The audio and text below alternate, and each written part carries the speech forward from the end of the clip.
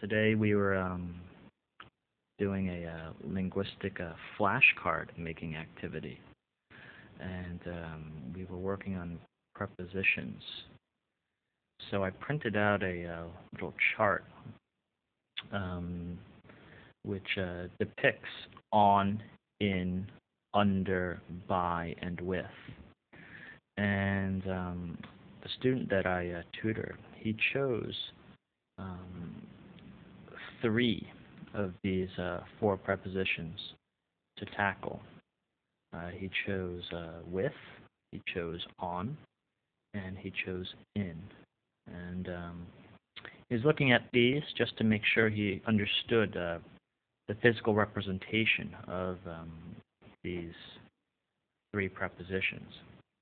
And then what we started to do was first we made some flashcards. These things.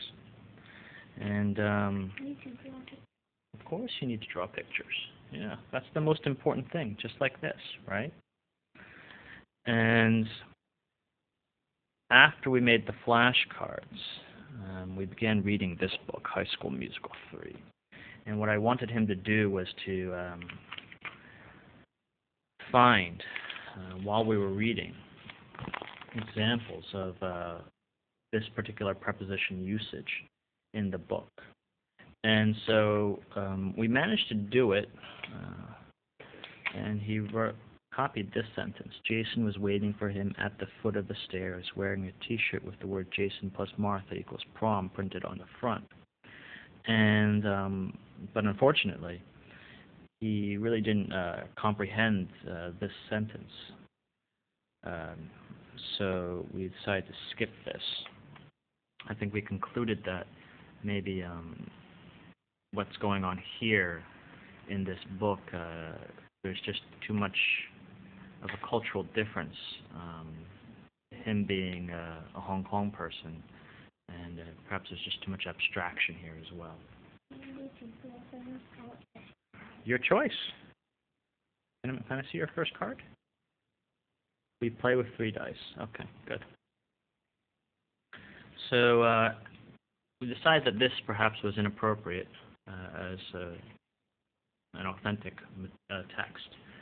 So then we moved on to the adventure box, which is down a step, and we went through the Tom and Lily comic at the end. And we read this story, and at length we came to another sentence, a sweatsuit, well, another phrase, a sweatsuit like Remy's in this bag. And from this fragment, in fact, he was able to draw the bag, but he didn't understand what a sweatsuit was, a sweatsuit like Remy's.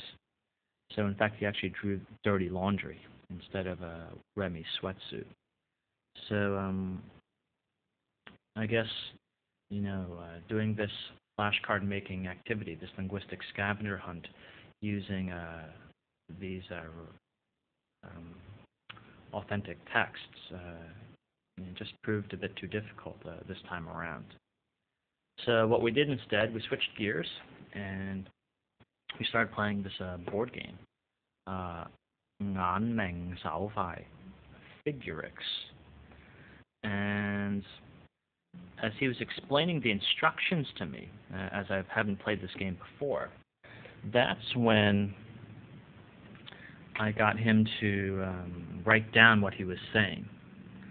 So he was actually writing down what he was saying, and then he would underline the preposition, and then draw the picture. So we play with 3 dice. We roll the dice in the box.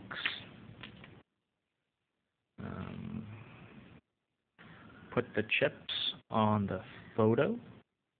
Who is the fastest, then he or her will win. And finally, we need to put the dice, cards, and the chips in the box. So by playing this game, we were actually able to accomplish the the making of flashcards. And it was pretty good. So we changed it from a reading activity to a speaking activity, a speaking and listening activity. And right now he's just working on the final drafts of these cards, putting them on the index cards now instead of these cheap pieces of A4 paper. And I think that's about it. I think this was a good activity.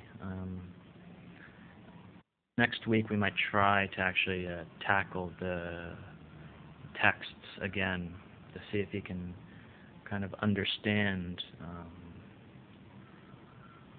these prepositions as they're used in writing, as opposed to just speaking and listening and used in a board game.